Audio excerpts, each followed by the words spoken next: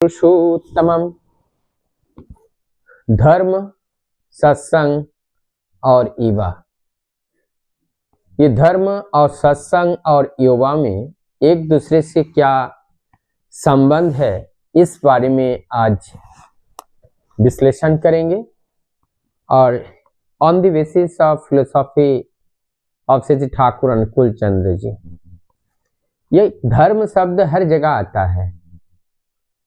धर्म ध से बना है, ध, रेफ और मां। तो अगर ये देखा जाए, जो ध है वो धारण को बताता है, और उस धारण में र अर्थात रस अर्थात आनंद है। क्या धारण करने में आनंद है? और मां का मतलब है मध्य। तो धर्म है जिस रस को ये देह धारण करती हैं, तो धारण करने से एक आनंद आती है, वो आनंद देती हैं। वो धर्म क्या है? शास्त्र हमारी कहती है धारयते इति धर्म, जिसे धारण किया जाता है। तो धर्म अगर मुंह से हम बोले, धर्म नहीं होगा। भगवान श्री कृष्ण ने अर्जुन को गीता के उपदेश दिए, तो ये उपदेश उन्होंने दिए कहां पे? कर्म क्षेत्र में, कुरुक्षेत्र में। और वहां पर असत्य का नाश और सत्य की स्थापना हुई उस उपदेश के माध्यम से। तो वहां पर धर्म हुआ, धर्म की स्थापना हुई। जब असत्य का नाश होता है तो सत्य ही रह जाता है, और सत्य ही धर्म के प्रतीक होते हैं, धर्म का उपसंहार होता है। तो आज हम धर्म की बातें सुनते हैं, जानते हैं, सोचते हैं, विचारते हैं, चिंतन करते हैं, लेकिन धर्म को परिपालन इस देह से नहीं करते हैं। जब धर्म को इस देह से परिपालन नहीं करेंगे, तब क्या होगा? जब धर्म को देह से परिपालन नहीं किया जाता है, धर्म मूर्त तो नहीं होता है। और यहां पर एक बात आपको अभी हमें समझना पड़ेगा कि क्या हमें धारण करने से हमारा धर्म होगा और क्या धारण करने से हमारा अधर्म होगा। सीधी सी बात, शुद्ध आहार अगर कोई करता है तो निरोग काया पाता है, दीर्घजीवी होते हैं, वो सुंदर उनका बदन होता है।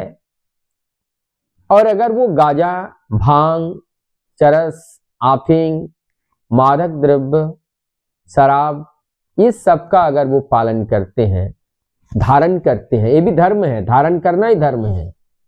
लेकिन इस धारण करने के माध्यम से ये देह धीरे धीरे सूख जाता है, और सूखने के बाद इनका अस्तित्व ही खत्म हो जाती है, अर्थात ये देह मृत्यु को वरण कर लेती है। तो जब देह मृत्यु को वरण कर लेती है तो देह का अस्तित्व ही समाप्त हो गया, अर्थात इस देह को ऐसे रुग्ण बना देते हैं कि इसके अंदर और वो ऊर्जा रह नहीं पाती है। तो वो ऊर्जा निकल जाती है, जिसको हम प्राण कहे, जिसको हम आत्मा कहे, जिसको हम जीवात्मा कहे, जो भी संज्ञा हम इसको दे, लेकिन देह अगर सही नहीं रहेगा तो इसमें से वो निकल जाती है।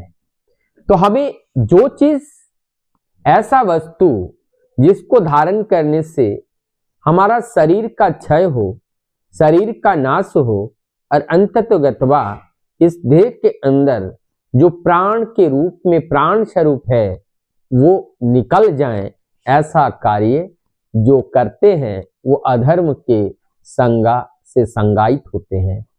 और जिसके करने से हमारी देह में बल, बुद्धि, विवेक, आचरण, चरित्र, चलन, व्यवहार, सारे गुणवत्ताओं जो ईश्वरीय या दैवीय गुणवत्ताओं से सुसज्जित हो जाता है। और इससे क्या होते हैं? हमारी देह की रक्षा होती है। जब देह की रक्षा होती है, देह के अंदर जो प्राण है वो प्राण बनी रहती हैं, स्थिर रहती हैं और वो प्राण हमें ऊर्जा प्रदान करती रहती हैं। तो इसी को कहते हैं ये धर्म है, जिससे हमारी अस्तित्व की रक्षा होती है, सत्ता की रक्षा होती है कि सत्ता हमारी इस देह में निर्धारित समय तक इसमें निवास कर पाते हैं, रह पाते हैं। तो ऐसे कार्य करने वाले जो व्यक्ति होते हैं वो व्यक्ति निश्चित रूप से उसको धार्मिक कहलाते हैं और धर्म के अनुयायी कहलाते हैं। तो वास्तव में धर्म वही है जिससे हमारे अस्तित्व की रक्षा हो। हमारी अस्तित्व की रक्षा के लिए देह की रक्षा होनी चाहिए और संपूर्ण इस रक्षा के माध्यम से ही सब कार्य संपादन होता है। अब ये धर्म हुआ। अब एक बात, जो सत्संग हर जगह आप लोग हम लोग सुनते हैं, सत्संग सुनते हैं। सत्संग में दो शब्द से बने हैं, एक सत और एक संग। ये जो सत क्या है, इसीलिए कहीं कहीं पर हमने देखे हैं बहुत सारे फ्रेजल भार्व का प्रयोग होते हैं, कोटेशन है कि truth is God, true is God, truth is God. जो सत्य है और वही ईश्वर है, सत्य ही ईश्वर है। तो सत्य ये सत्य है। सत्य क्या है? सत्य वो आर्य सत्य है, वो आर्य सत्य है, वो सनातनी सत्य है, जिनका कभी नाश नहीं होता है, जिनका कभी उत्पन्न नहीं होते हैं। तो ऐसे सनातनी जो सत्य हैं, और ये सत्य ही, यही जो सत्य है, और इस सत्य का संग करना। तो ये सत्य तो निराकार है, तो इसका संग कैसे करें? इस सत्य को धारण करने वाले करके जो चलते हैं उन्हीं का अनुसरण करना। तो ये सत्य का अनुसरण करके कौन चलते हैं? एक पेड़ चलते हैं। तो हमें पेड़ का अनुसरण करना होगा। कैसे अनुसरण करना होगा? पेड़ हमें सब कुछ देते हैं, फल देती हैं, झुक जाते हैं, पत्थर मार के हम फल उतार लेते हैं, उसको हम खाते हैं, कभी भी वो हमारे हाथ से छीनते नहीं हैं।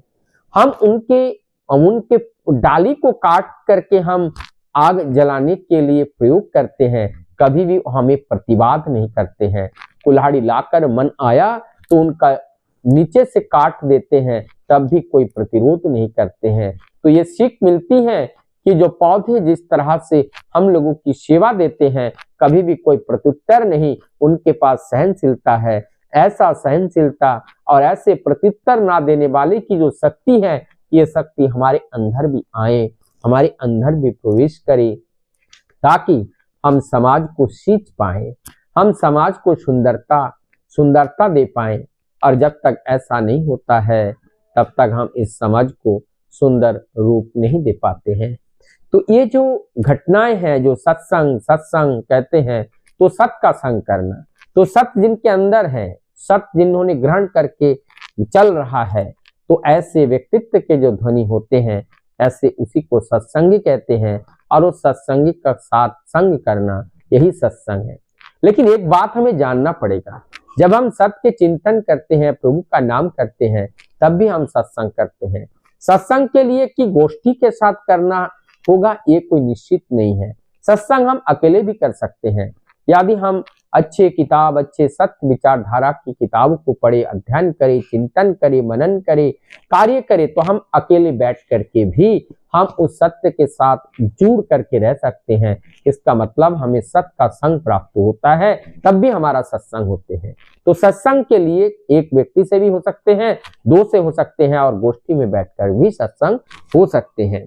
तो और यहाँ पे युवा जोड़ दिया गया। युवा इसलिए जोड़ दिया गया क्योंकि ये करना पड़ेगा, ये कर्म युग है, ये करना पड़ेगा, और कर्म ही धर्म है। और ये अकर्म, कुकर्म, सुकर्म, ये सारे कर्म हैं, और इस कर्म से फल निर्धारित होती है। तो कर्म करने वाले कौन है? ज्यादा कर्म कौन करते हैं? ये युवा करते हैं, क्योंकि उनके पास प्राइम एनर्जी है, सबसे मैक्सिमम एनर्जी है। तो मैक्सिमम एनर्जी के जो अधिकारी हैं, कार्य तो उनसे होगा, और उनको कार्य क्या करना है, ये बोध उनको पास जागरण होना पड़ेगा।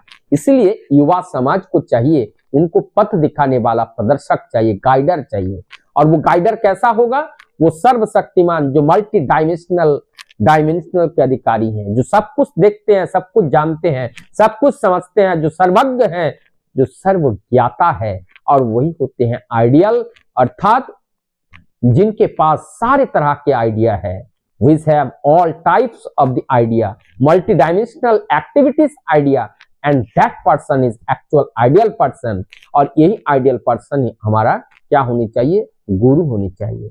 हमारी सदगुरु के रूप में उन्हें वर्ण करना चाहिए, और वही आज सतयुग के रूप में परमदयाल श्री ठाकुर अनुकूल जी कलयुग में वर्तमान पुरुषोत्तम के रूप में वो आविर्भूत हुए हैं और उनके साथ सारे पूर्वतन उनसे छिपे हुए हैं और वर्तमान में जो प्रेजेंट है उसी को लेकर के वो आए हैं। इसलिए वर्तमान पुरुषोत्तम को धारण करने पर क्या होते हैं, हमें वर्तमान की क्या क्या जरूरत है वो हम सब जान पाते हैं।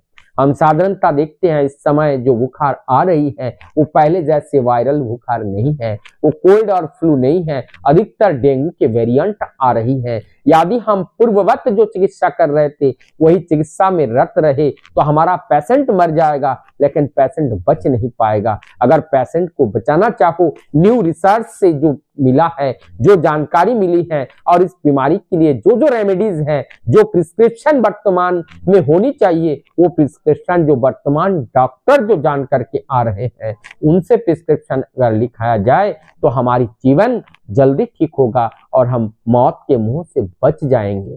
तो ठीक इसी प्रकार से न्यू रेमेडीज के साथ पुरुषोत्तम परमदयाल श्री ठाकुर अनुकूल चंद्र जी का आविर्भाव हुए हैं, उनको अगर ग्रहण करे तो ये conservation of the energy and the apply the energy and energy ये हम प्रॉपर वे में जान पाएंगे। और ये जरूरत है, हमारे देश में 65% युवा है और इस युवा अगर इस सत्य के बारे में ना जाने, धर्म के बारे में ना जाने, सत्संग के बारे में ना जाने तो अपने को प्रयोग नहीं कर पाएगा, क्योंकि उनका गाड़ी जो चल रही है वो बहुत स्पीड में चल रही है और यदि उनको ड्राइविंग सही से नहीं आती है तो वो गाड़ी कहीं ना कहीं टकरा करके वो अपने अस्तित्व को ही समूल नाश कर देगा और जिससे हम एक शक्ति, एक पुंज, शक्ति पुंज को हम खो देंगे और ऐसे खोते खोते हम सब कुछ खो देंगे। हमारी जो उद्देश्य है और परमपिता का जो उद्देश्य है वो परिपूर्ण नहीं हो पाएगा।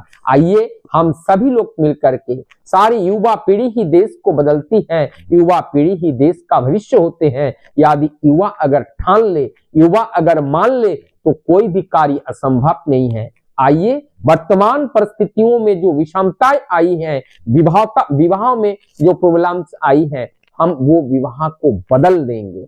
जो चलने का चरित्र, चाल चलन चरित्र में जो परिवर्तन आया है समाज में, उस परिवर्तन को एक इवोल्यूशन चाहिए, एक रिवोल्यूशन चाहिए और वो रिवोल्यूशन युवाओं के माध्यम से आएगा। परम पुरुष को पकड़ करके जब चलेंगे वो रिवोल्यूशन निश्चित रूप से हमारे समाज में देखने को मिलेगा। वंदे पुरुषोत्तम।